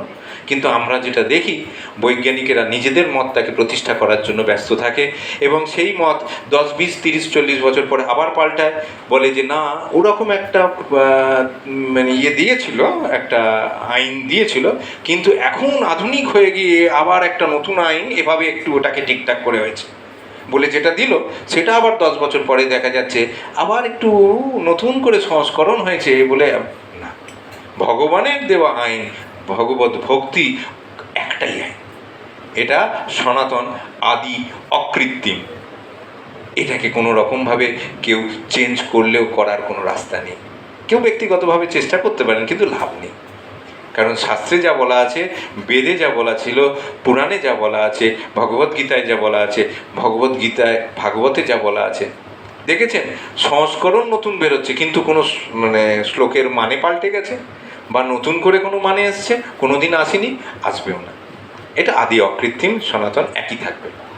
সেই জন্য আমাদের বুদ্ধিমানের কাজ হচ্ছে, বুদ্ধিমতীর কাজ হচ্ছে ভগবত গীতার শিক্ষাকে আশ্রয় করে আমরা তার আলোয় আমরা সমাজে যা কিছু ঘটছে তার একটা বিচার করার চেষ্টা করব। কোথাও গিয়ে মানে প্রতিবাদী হতে হবে না, আপনারা ভুল করছেন কারুর ভুল ধরাতে হবে না, যে যেরকমভাবে করে শান্তিতে আছেন থাকুন, কারুর ভুল ধরাতে যাব না।